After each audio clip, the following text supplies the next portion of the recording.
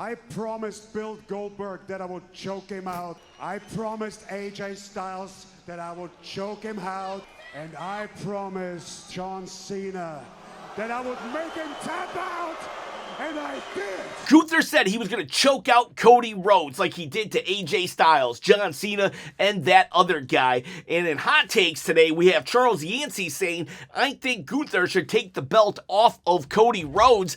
And I think so too. I know it's the cool thing to say that Cody shouldn't be champion. I do understand that, but there's a lot more than just my personal feelings in this matter. I think Gunther has more of an upside as champion than Cody Rhodes does. In fact, Cody Rhodes, the only upside to Cody being champion right now is basically, if we do a night of champions where it's champion versus champion, you could have a situation where you get Cody and Roman 3. You know, it's headlined 2 WrestleMania main events. So getting the third rubber match between those guys, that would be a big freaking deal. However, let's look at the possibility of Gunther winning and why Gunther makes more sense in becoming the champion. But first, let me tell you how you can be a champion. You see this belt on my shoulder?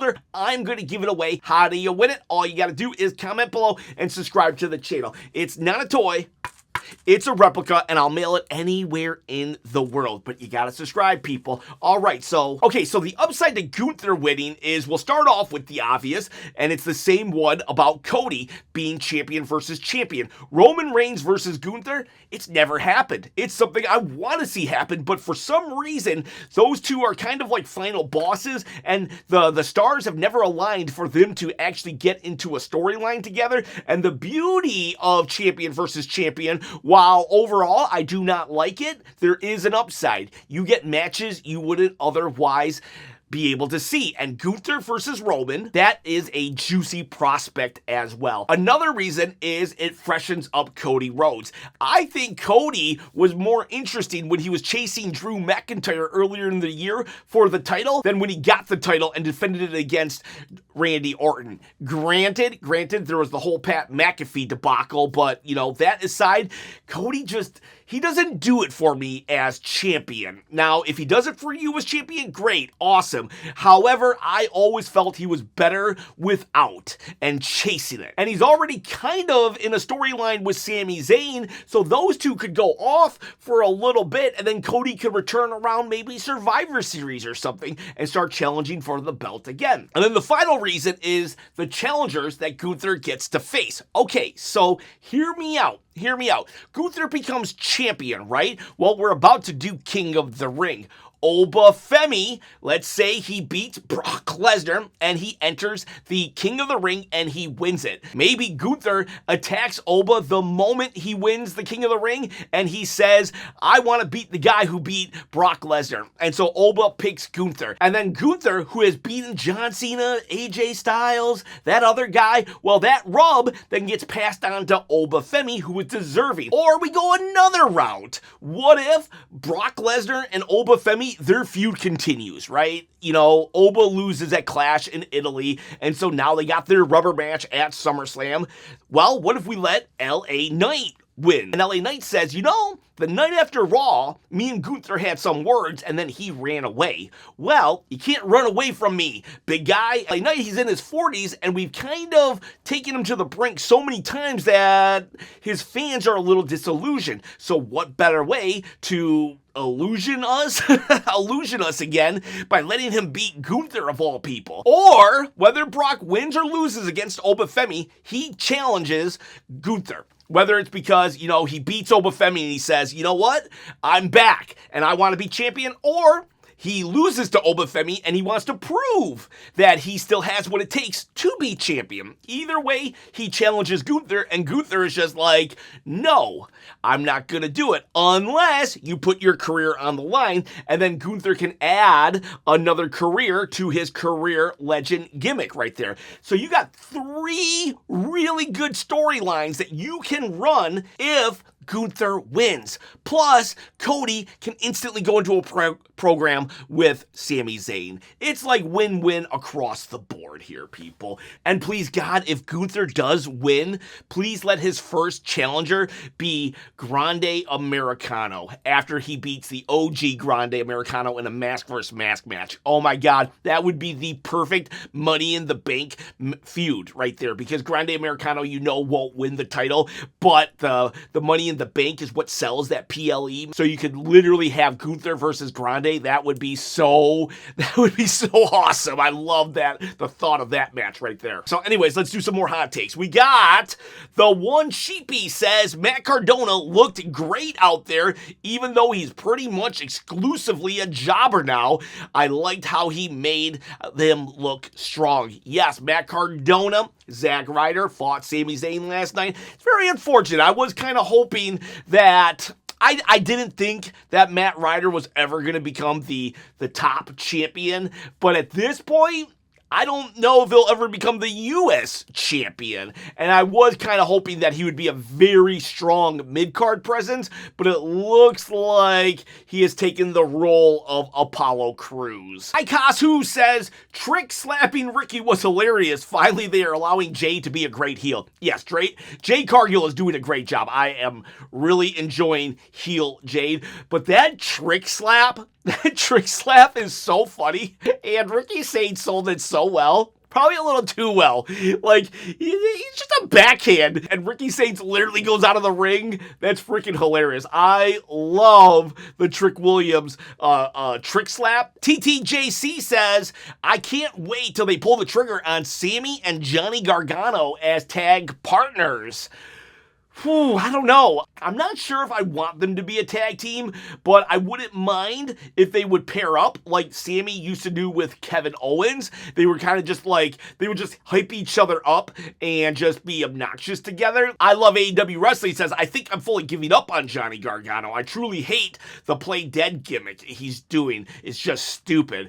There was two moments actually when it looked like it was done, and I thought, okay, there was a good payoff. One time, literally, I forget who, somebody just kind of got in his face and said, you're Johnny Wrestling. Get out there and prove it. And he was like, yeah, you're right. I am Johnny Wrestling. He went out there and then he got squashed by Obafemi. And then he went back to planking. And then on NXT, one time, like, he just was like in the corner or something and he was planking the whole time. And then, like, the match, it was like a fatal four-way or something. And it just so happened, I think Candace or someone put Johnny on top of the other person. And 1, 2, 3, he won. And then he kind of like woke up like, what? I won? And then he was like, I'm Johnny Wrestling again. So they had two good times that they actually snapped him out of it. And then he just went back into it. I mean, I've seen worse, but like this is very much it's kind of a head scratcher gimmick. What are we doing here?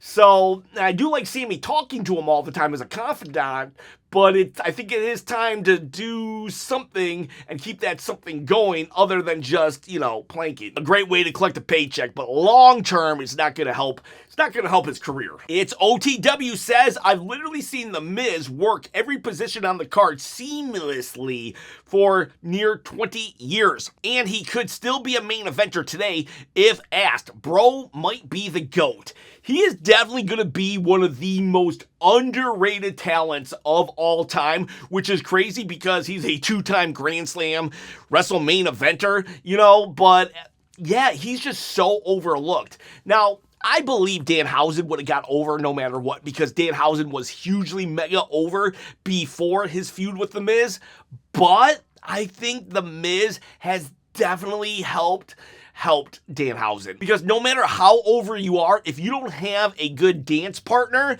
eventually the fans do tire and look for the next flavor of the month. And I have said this many times on this channel, and I'll say it again, The Miz is just one promo away from re-entering the main event. If Triple H said, Miz, I want you to go out there and cut a scathing promo on Cody Rhodes, I bet you the fans would be begging to see Cody and Miz at the next PLE. Killer Wolf says, great matches between Mello and Ricky and Axiom and Miz. Axiom and Miz was very good. Nice to see Axiom be able to at least wrestle in front of his hometown. And and Mello and Ricky, yeah, that was a great match. They have good chemistry, but like, man, it's just like Sol Ruca with Ricky Saint. He lost against Cody, he lost against Mello, and then tonight was a double countout. What are we doing with this guy? Is he here in this triple threat feud just so Carmelo and Trick don't look bad and Ricky's gonna be the one that takes all the L's? Jimbo Slice says Sami Zayn needs to chill out and stop doing such good work as a heel, or else he's gonna accidentally turn himself babyface. You're right. Like, he's already a babyface in my eyes. And of course, the 3 ride or dies that are somewhere out there.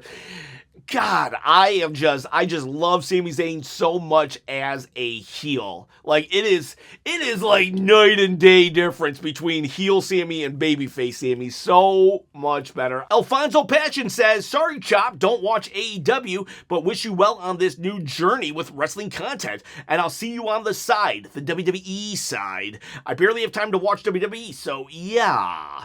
So I'm not exactly sure what you're saying. It's either I'm not going to watch your channel because you're doing AEW content right now, or you are only going to watch the WWE content and not the AEW content. Well, just so you know, I'm still doing WWE content. I've done 2 AEW videos in the last 365 days. So if you look at the ratio, it's still very heavy leaning towards WWE. If my AEW videos do well, then I will do more. But at the same time, I'm not just going to be like, bye-bye WWE. But right now, it looks like I'll probably do 1 AEW video a week on Thursdays. So, Alfonso Passion, I suggest you just don't watch on Thursday. Teddy Boy Ward says, I loved the Americano AI comic book segment for the Mask vs. Mask match on AAA tonight. I'm gonna try to actually stream AAA tonight, the Mask vs. Mask match. I don't know though, no promises. But yeah, I did enjoy it. I did enjoy this segment to get everybody up to speed. There's a part of me that's like, I wish the match had been at WrestleMania. But then again, it would have only got, 4 minutes? So, like, they're doing such great work, this Mask vs. Mask match and in AAA. In fact, it might be the most well thought out storyline going in WWE right now, and it's not even in WWE proper. So props to Undertaker, because Undertaker is the main booker in AAA right now. And if you don't know what AAA is, it's a Mexican promotion that WWE TKO owns. Dashy Negan says only the crowd was enjoyable than the actual show. I thought the show had some good moments. I love that Chelsea Green won, but yes, the crowd was really into it, and there's just a different energy. They even do some of the same chants that are just very kind of robotic now, and just you're expected to do at a WWE show, but it just feels a little different. Feels like there's a little more emotion to a WWE foreign crowd. Sean Storm says it's pretty gross that if you are someone like Axiom, the only time you'll be used as if you're in your home country. #cheap pop. I agree with that, actually. I will say that I'm at least glad they gave Axiom a chance to wrestle in front of his people, but at the same time, it's like, what are we doing with the guy? Like, can't we figure out a way to make a storyline? Vince Russo back in the day, love or hate the guy, at the very least, he tried to make sure that everybody had a storyline. Sure, some of the storylines involved dating an 80-year-old woman, getting her pregnant so she can birth a hand, but at least everybody got a storyline. Errol Noir says, where were Julia or Jordynne Grace? Yeah, where's Jordynne Grace been, though, for real? Julia at least just lost her title, but Jordynne Grace has been, non-existent. I feel Jordynne Grace might be the worst call-up since Karrion Kross.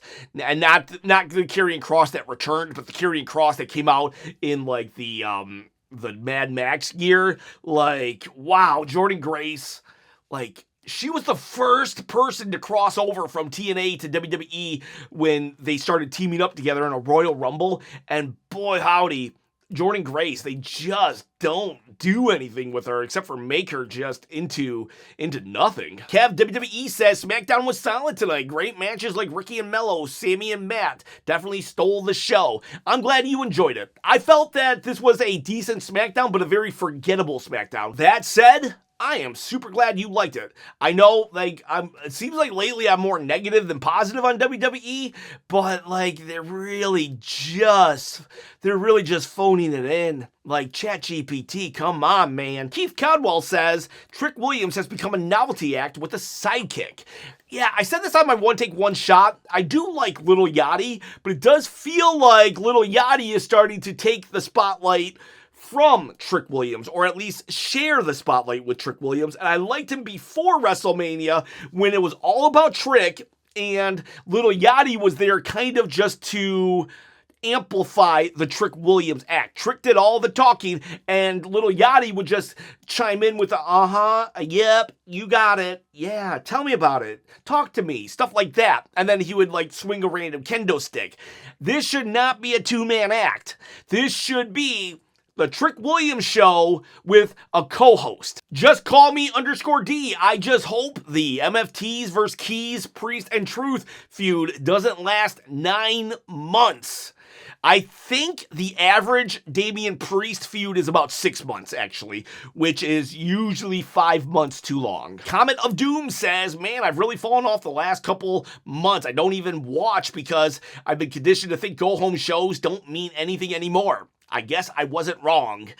No, you weren't wrong. This was not a good go-home show. Raw was a decent go-home show, but this one, very forgettable. Logistic Cat says Trick Williams and Danhausen are getting monotonous and boring, repeating the same stuff over and over again. I wonder if they're pulled back a little with Trick Williams because of the whole Gingerbread Man stuff, which sucks because I actually loved the Gingerbread Man stuff, and I wish he would lean into his like videos, his music videos, and just like him doing these really off-the-wall things to get under people's skin. Like, I really loved his stuff with the Gingerbread Man, but I'm wondering if that's why they're pulling back and making Trick very just going the safe route with Trick, which I think is a mistake. But with Danhausen, I do think that some people will tire of the joke quicker than others. I'm still enjoying it, and I'm loving the storyline with the New York Knicks and the NBA as well.